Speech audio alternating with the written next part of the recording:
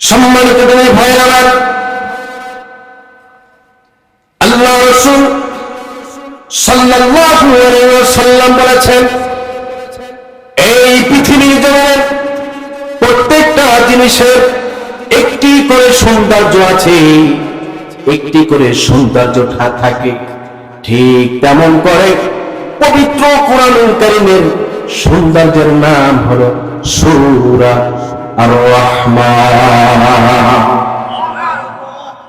তাহলে পবিত্র কোরআনুল কারীমের সৌন্দর্যের সূরার নাম কি? সূরা আর রহমান।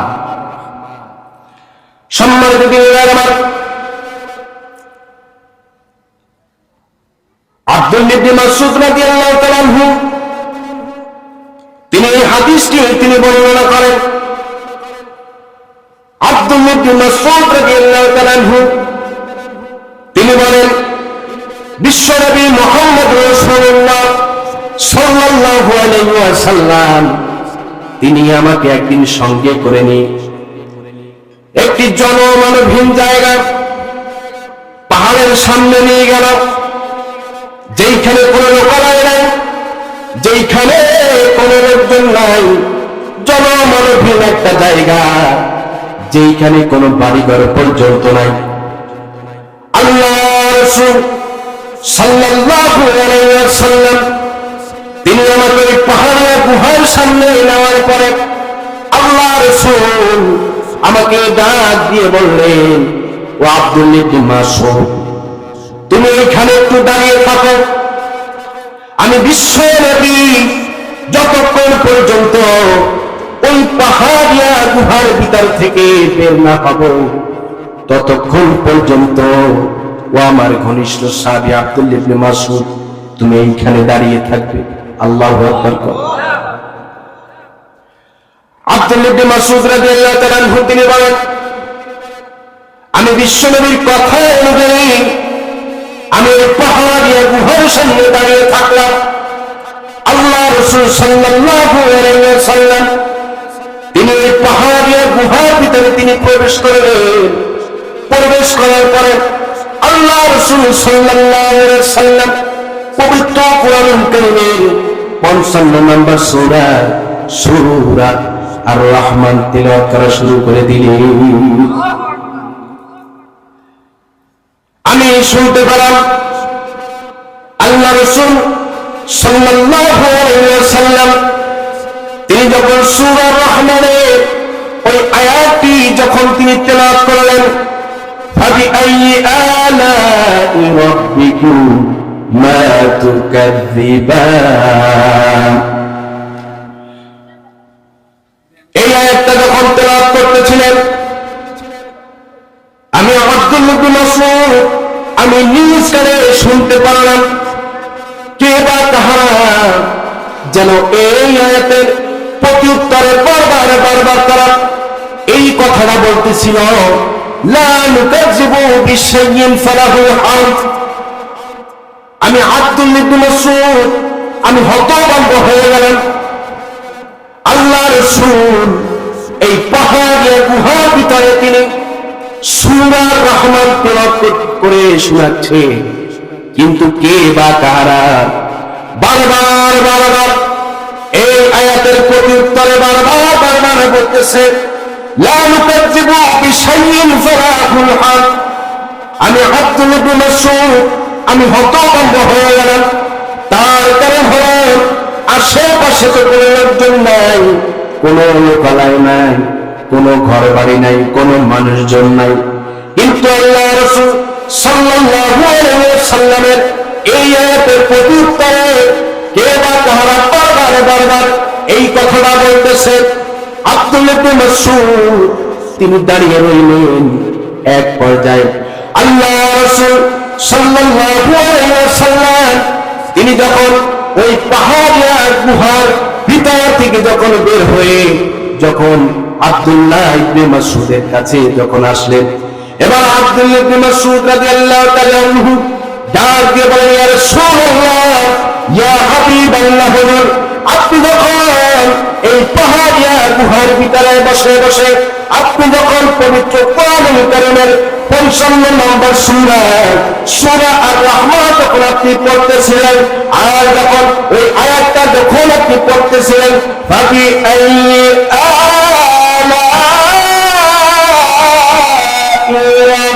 রাব্বিকুমা তুকাজ্জিবান।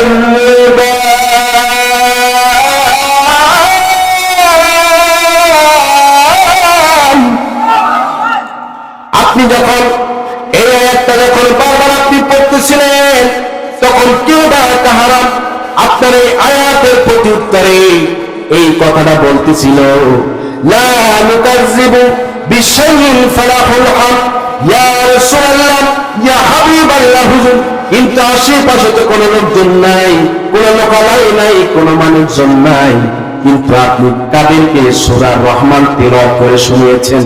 আর কে বা কাহারা আপনার এই আয়াতের প্রতি উত্তরে বারবার এই কথাটা বলতেছিল? আল্লাহ রাসূল ডাক দিয়ে বললেন, ও আমার ঘনিষ্ঠ সাহাবী আব্দুল্লাহ ইবনে মাসউদ, আমি এই পাহাড়িয়া গর্তের ভিতরে ঢুকে যাদেরকে আমি সূরা আর-রহমান তেলাওয়াত করে শুনিয়েছি, তারা অন্য কেউ নয়, তারা হলো জিন জাতি। তারা হলো জিন জাতি।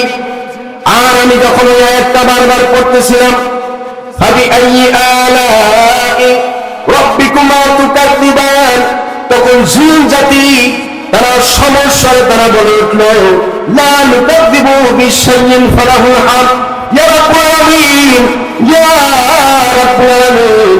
আপনার কোন নিয়ামতের অস্বীকার আমরা জিন জাতি করব না।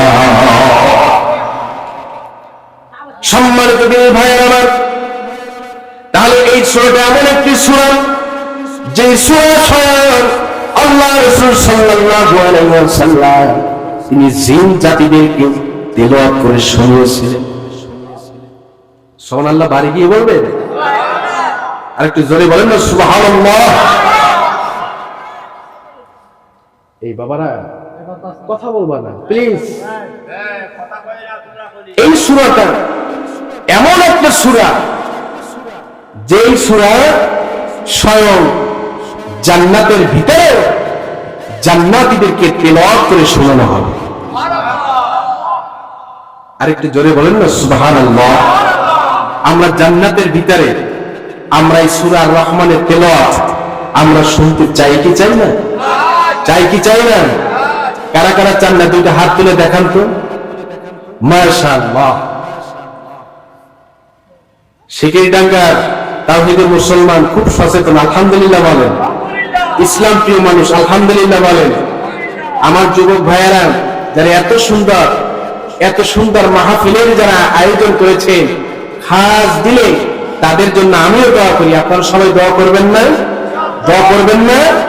সবাই এই যুবকদের জন্য দোয়া করবেন। আল্লাহ রাব্বুল আলামিন ওদেরকে এক একজনকে যেন খালিদ বিন ওয়ালিদের মতন কবুল করে নেন। সুবহানাল্লাহ। তাহলে এই সূরা আর-রহমান এমন একটি সূরা, যেই সূরা জান্নাতের ভিতরে জান্নাতীদেরকে তেলাওয়াত করে শোনানো। সম্মানিত দিনী ভাইয়েরা,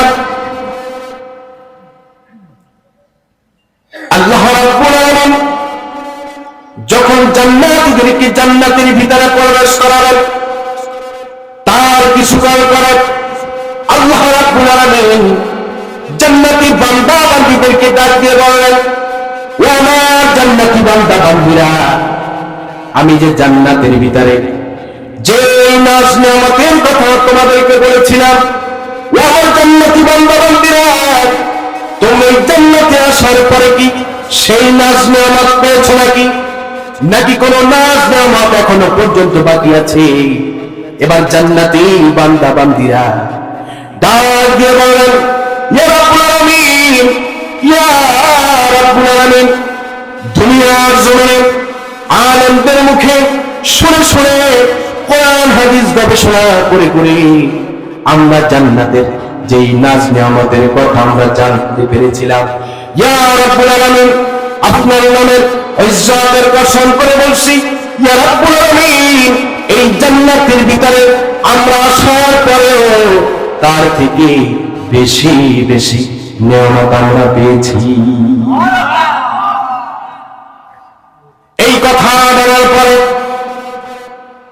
কলিজার টুকরা নবী বিশ্বনবী জনাব মুহাম্মদ রাসূলুল্লাহ সাল্লাল্লাহু আলাইহি ওয়াসাল্লাম আল্লাহ তাআলাকে ডাক দিয়ে বলবেন, ইয়া রাব্বুল আলামিন, আমার একটা কথা আছে। আল্লাহু আকবার বল। আমার একটা কথা আছে।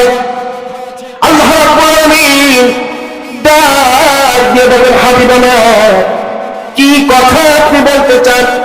এবার বিশ্বনবী ডাক দিয়ে বললেন, ইয়া রাব্বুল আলামিন, আপনার জান্নাতি বান্দা বান্দীরা তো এখনো পর্যন্ত একটা নিয়ামত পায় নাই।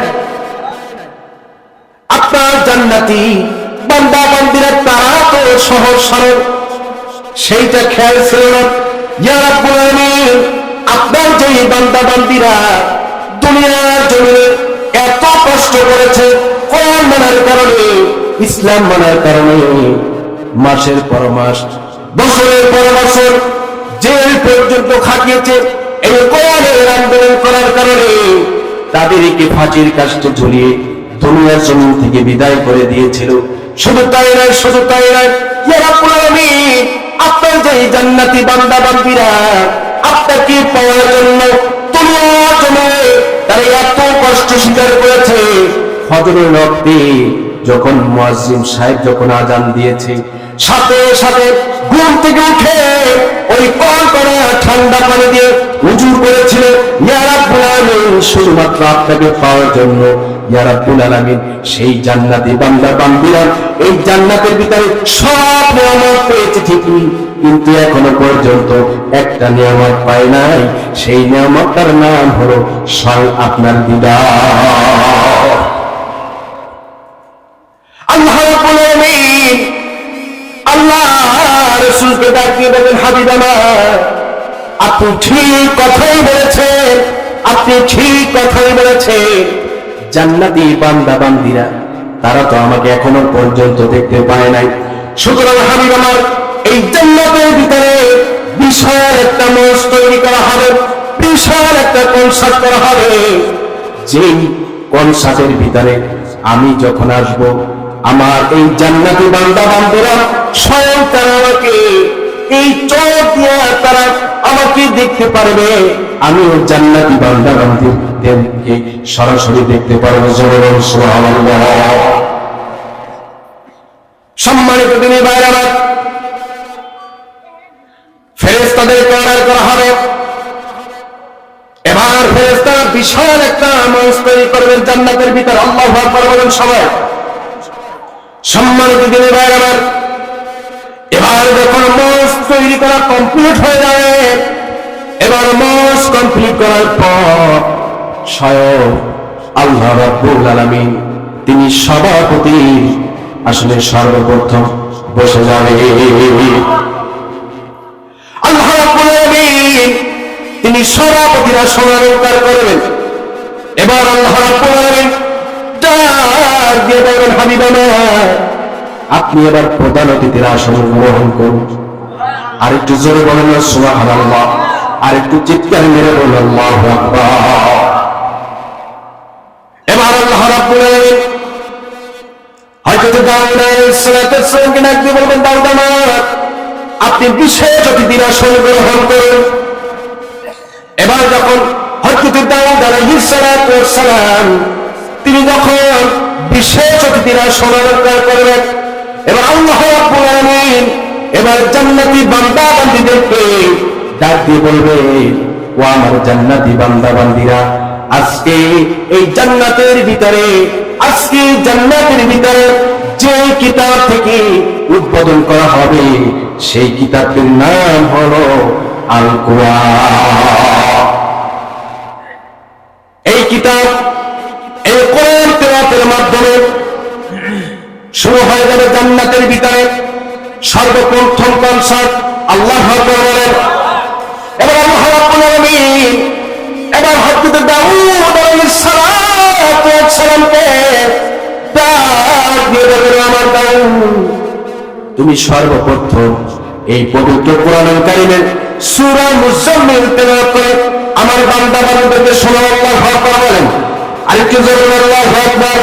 হযরত দাউদ আলাইহিস সালাম তিনি যখন সূরা মুজাম্মিল জান্নাতি বান্দা বান্দীদেরকে যখন তেলাওয়াত করে শোনাবেন, এবার হযরত দাউদ আলাইহিস সালাতু ওয়াস সালামের কণ্ঠে সূরাতুল মুজাম্মিল তেলাওয়াত শুনে জান্নাতি বান্দা বান্দীরা চোখ বুজে দুলতে থাকবে আর শুনতে থাকবে।